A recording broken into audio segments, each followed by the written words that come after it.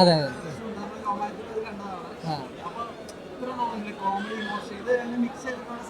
അല്ല, ഇമോഷണൽ ഞാൻ ആദ്യമായിട്ടാണ് ഇതിനകത്ത് ചെയ്യുന്നത്.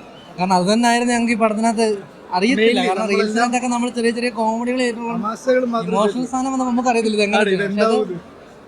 ആൾക്കാരെന്ന് തോന്നുന്നു, ആൾക്കാരൊക്കെ ഇരുന്ന് കരയുന്നുണ്ട്.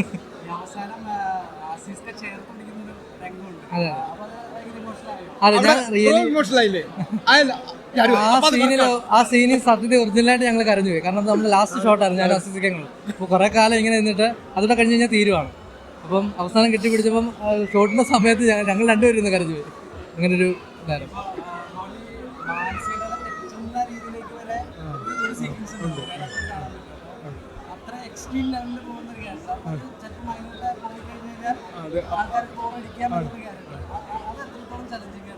അത് ചലഞ്ചിങ് ആയിരുന്നു വെച്ചാൽ ഒന്ന് എനിക്ക് തോന്നുന്നത് എനിക്ക് ചെയ്യാൻ പറ്റി എന്തുവന്നാലും നസീറിക്കും അപ്പുറത്ത് സിനി ചേച്ചിയും അവരെല്ലാം നമുക്കൊരു നസീറിക്ക് നോർമലി എനിക്കൊന്നും അങ്ങനെ സൗണ്ട് എടുത്തപ്പോൾ ഞാൻ നോർമലി പേടിച്ചു പോയി. പിന്നെ ബാക്കി വിപിൻ ചേട്ടനും ആനന്ദും എല്ലാവരും കൂടെ പറഞ്ഞനുസരിച്ച് അതെങ്ങനെയോ സംഭവിച്ചു പോയതാണ് സാറ്. വൺ ഷോട്ടാണ്, സിംഗിൾ ഷോട്ടാണ്. അത് എങ്ങനെയെങ്കിലും സംഭവിച്ചു. എല്ലാവരും കൂടെ സപ്പോർട്ട് ചെയ്തുകൊണ്ടാണ്, അത് ഒറ്റയ്ക്കുള്ള പരിപാടിയല്ല. അത് ഓപ്പോസിറ്റ് ഇരിക്കുന്ന എല്ലാവരും അങ്ങനെ സപ്പോർട്ട് ചെയ്തുകൊണ്ടാണ് അങ്ങനെ നടന്നത്. ഏത് ഉറപ്പായിട്ടും നല്ല നല്ല പരിപാടികളെല്ലാം തിരഞ്ഞെടുക്കുന്നുണ്ട്. നല്ല സിനിമയാണെന്ന് നിങ്ങൾക്ക് തോന്നിട്ടില്ല. അപ്പൊ അതുകൊണ്ടല്ലേ പറഞ്ഞത്. അതെ അതെ അതെ അതെ. അല്ല, ഇതിന്റെ ഞാൻ പറഞ്ഞില്ലേ ഫസ്റ്റ് ഡേ ഇതിനകത്ത് ഇത്രയും ക്രൗഡ് വന്നിട്ടുണ്ടെങ്കിൽ അത് ആഷർ ഫാക്ടറാണ്. അതിനകത്ത് നമുക്ക് ഒരു മടിയില്ല.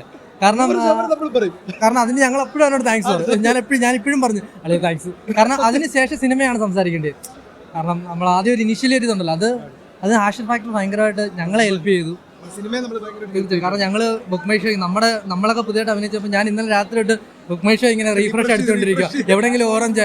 അപ്പം നോക്കിയപ്പോൾ ഞാനും എപ്പോഴും രാത്രി വിളിച്ചു അല്ലെ എനിക്ക് ടെൻഷൻ ആവുന്നു. കാരണം നമ്മളൊക്കെ പുതിയ ആൾക്കാർ എല്ലാം പെട്ടെന്ന് ബുക്കിംഗ് നടക്കുന്നു. പക്ഷെ ഇതിന് മെയിൻ ഫാക്ടർ ഒരു ആഷർ ഫാക്ടർ തന്നെയാണ്. അത് ആഷർ ഫാൻസുകാരോടും ഭയങ്കരമായിട്ട് താങ്ക്സ്. അത് വർക്കൗട്ട് ആയിട്ടാണ് എല്ലാവരും കാസ്റ്റ് ചെയ്തത്. ഇൻസ്റ്റാഗ്രാമിൽ അങ്ങനെയാണ് ശ്രദ്ധിക്കപ്പെട്ടത്. അപ്പം അത് അന്നൊരു പുതുമയായിട്ട് തോന്നിയെങ്കിൽ ഇന്ന് അങ്ങനെ ഒരുപാട് ഇപ്പൊ ആഷറടക്കം ഒരുപാട് ഇൻഫ്ലുവൻസേഴ്സ് അല്ലെങ്കിൽ യൂട്യൂബേഴ്സ് കയറി വരുന്നത്. വിപിൻ ചേട്ടനോട് സംസാരിക്കുമ്പോൾ കണ്ടന്റ് ക്രിയേഷൻ ഓഡീഷനെക്കാട്ടും നല്ലത് നിങ്ങളുടെ കണ്ടന്റ്, നിങ്ങളുടെ ക്രിയേറ്റിവിറ്റി നിങ്ങൾ പോസ്റ്റ് ചെയ്യുക, നിങ്ങളുടെ അവസരങ്ങൾ തേടുക. എന്താണ് തോന്നുന്നത് ഇങ്ങനെ?